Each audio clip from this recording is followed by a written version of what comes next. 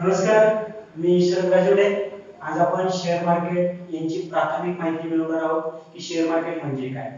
जसे की एखाद्या आपण भाजी विकण्यासाठी किंवा खरेदी करण्यासाठी जातो तर त्याला आपण भाजी मार्केट असं म्हणतो. भाजी विकायला गेलं काय आणि खरेदी करायला गेलं काय त्याला आपण भाजी मार्केटच म्हणतो. त्याच पद्धतीनं ज्या ठिकाणी शेअरची खरेदी विक्री होते त्याला आपण शेअर मार्केट म्हणतो. हा शेअर मार्केट म्हटलं की लोकांना खूप अवघड वाटतं, पण ते खरंच तितकंच अवघड आहे. अतिशय सोपं आहे. प्रथमतः आपल्याला शेअर मार्केटमध्ये व्यवहार करण्यासाठी डीमॅट अकाउंट असणं गरजेचं आहे. डीमॅट, ठीक आहे, लक्ष द्या. मग हे डीमॅट अकाउंट काय काम करतं तर तेही पाहूया. सुरुवातीला आपल्याला शेअरची खरेदी विक्री करायची किंवा शेअर मार्केटची माहिती मिळवायची तर त्यासाठी डीमॅट अकाउंट गरजेचं आहे.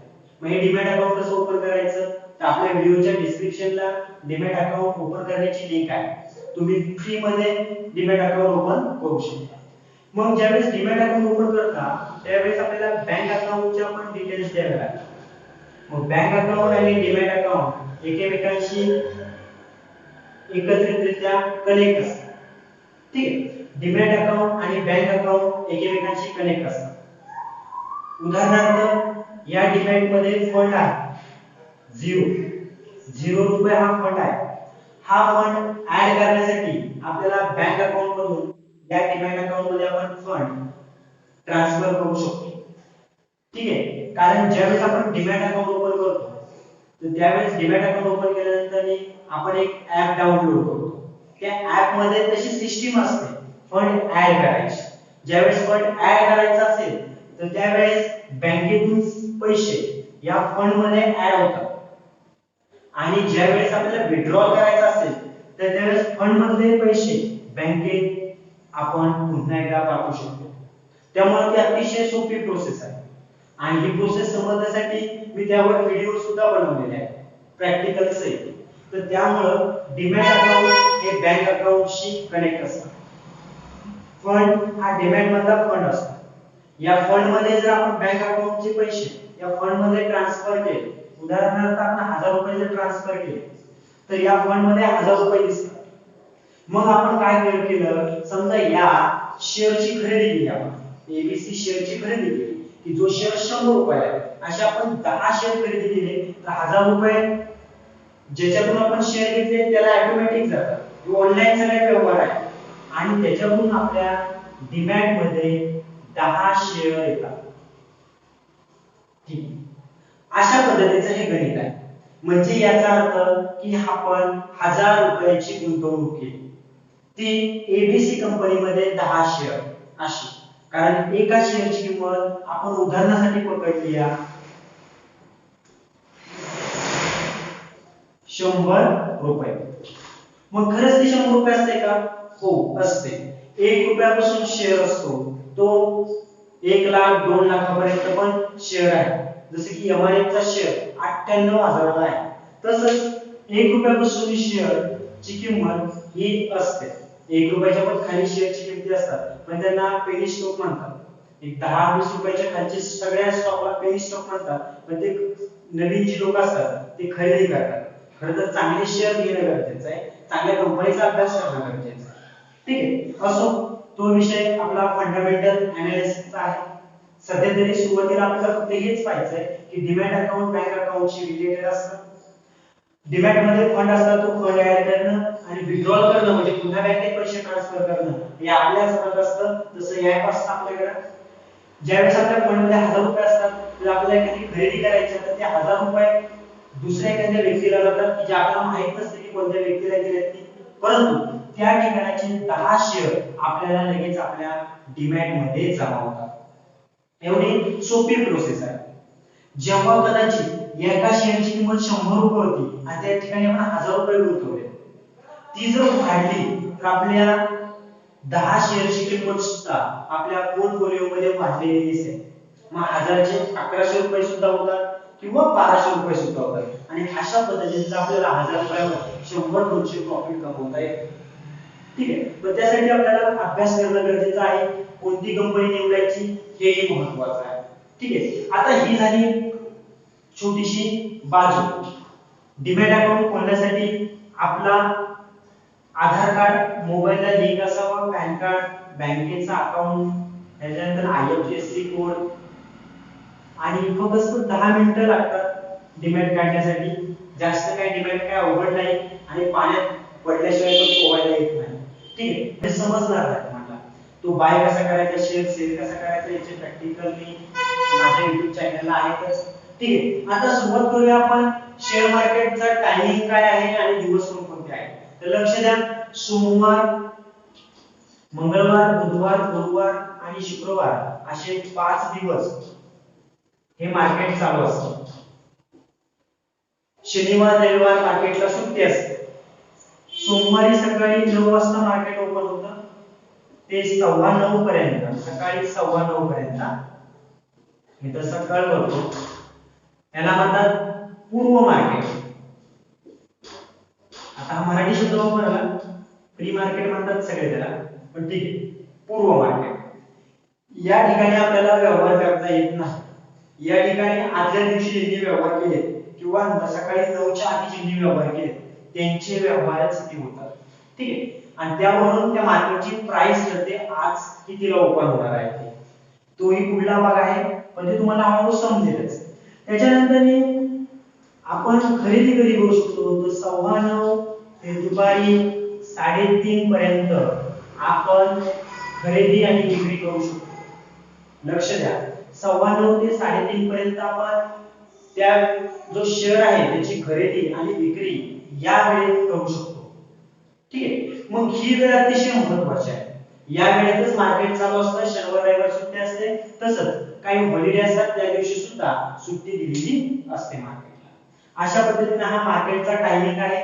शेअर मार्केटचा हा टायमिंग आपल्याला समजलं. त्यानंतर पुढे पहा,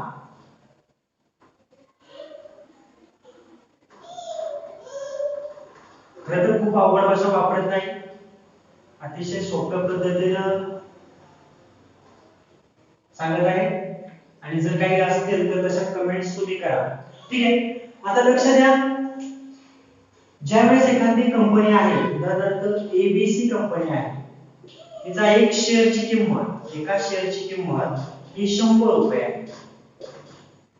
मग 9:15 ते 3:30 पर्यंत असं काय होतं की ही जी किंमत आहे ती कमी जास्त होते. त्याचं कारण महत्त्वाचं लक्ष द्या, मागणी आणि पुरवठा सिद्धांत. तुम्ही शिकला असाल अर्थशास्त्रात मागणी आणि पुरवठ्याचा सिद्धांत. मागणी वाढली की किंमत वाढते आणि पुरवठा वाढला तर किंमत कमी होते. त्या मागणी आणि पुरवठा यावर ह्या शेअरची किंमत ठरते. उदाहरण व्यवस्थित समजून घेऊया. एका शेअरची किंमत 100 रुपये आहे.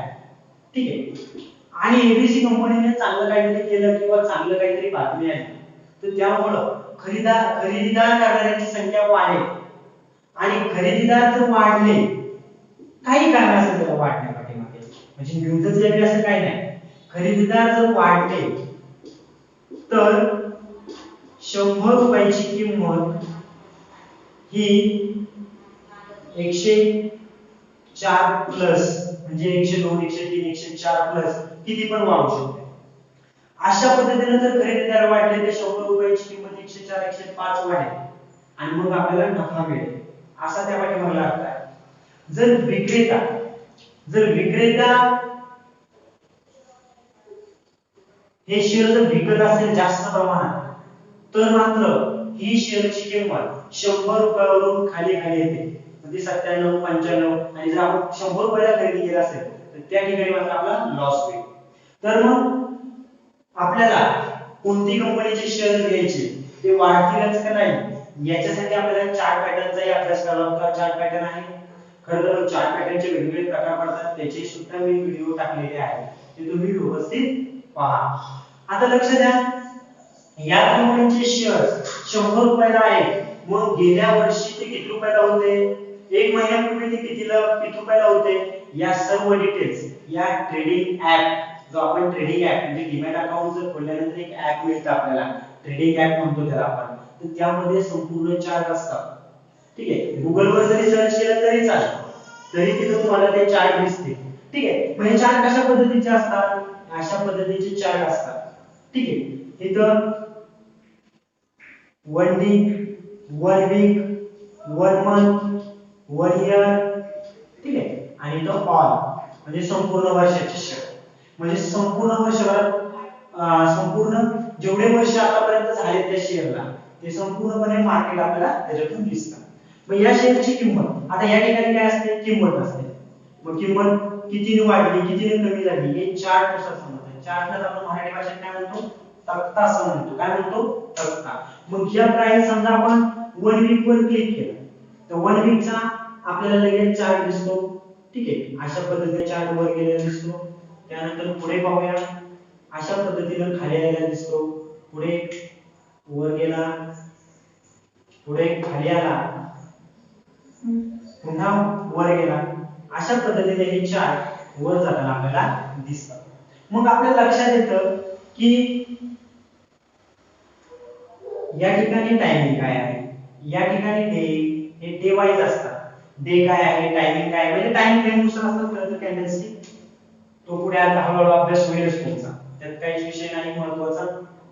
फक्त एवढं लक्षात ठेवा की एका वर्षाचा, एका महिन्याचा आणि संपूर्ण वर्षाच्या आपल्याला चार्ट नुसार हिस्ट्री त्याची दिसते. याच्यावरून आपल्याला कळतं की त्या दिवशी तो किती रुपयाला तो शेअर होता आणि आज किती रुपयाला झालाय. यावरून तो खरेदी करायचा की नाही करायचा याचा आपण हिस्ट्री संपूर्ण इतिहास आपल्याला या चार्ट नुसार दिसतो. त्यामुळे चार्टचा अभ्यास महत्त्वाचा आहे.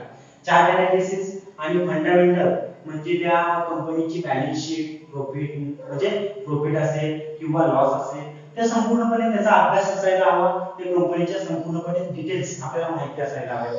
ठीक आहे, तरच तो शेअर घ्यावा की न घ्यावा हा खरं तर तुमचा प्रश्न आहे आणि तो व्यवस्थितरित्या अभ्यास करून तो तुम्ही घेऊ शकता. त्यानंतर पुढे पाहूया आपण एनएससी काय आहे आणि बीएससी काय आहे. ठीक आहे, आता एनएससी म्हणजे नॅशनल स्टॉक एक्सचेंज. एनएससी म्हणजे नॅशनल स्टॉक एक्सचेंज आणि बीएससी म्हणजे बॉम्बे स्टॉक एक्सचेंज. ठीक आहे, एनएससी मध्ये निफ्टी आता निफ्टी जो असतो तो एक इंडेक्स आहे, त्यामुळं जास्त विचार करण्याची काही गरज नाही. सेनेक्स, ठीक आहे, हा जो आहे हा पण एक इंडेक्स आहे. आता निफ्टी 50 मध्ये काय होतं की याच्यामधल्या ज्या कंपन्या आहेत, ज्या काही लिस्टेड झालेल्या आहेत, त्या कंपन्यांच्या टॉप 50 कंपन्या ज्या असतात त्या 50 कंपन्यांवरून हा जो इंडेक्स असतो हा ठरवलेला असतो. मग इंडेक्स जर प्लस मध्ये असेल, ठीक आहे, तर समजतं की आजचं मार्केट वर गेलं. इंडेक्स जर मायनस मध्ये आलेला असेल तर आजचं मार्केट उतरलं असा अर्थ होतो.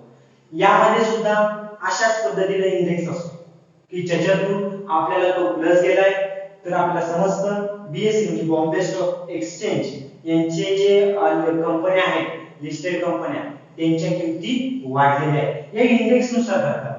खरं तर सर्वांचेच इंडेक्स असतात सेक्टर वाईज, त्या व्यवस्था आपल्याला बघावं लागतं. ते ॲग्रो सेक्टर असेल, फार्मा सेक्टर असेल किंवा कन्झ्युमर सेक्टर असेल, म्हणजे त्यालाच एफएमसीजी म्हणतो. ठीक आहे, हे सेक्टर असतील यांच्या किमती या इंडेक्स नुसार ठरवल्या जातात. तो इंडेक्स जर प्लस मध्ये असेल तर शेअर्स घ्यावा की न घ्यावा त्या सेक्टरच्या यावरून अभ्यास केला जातो.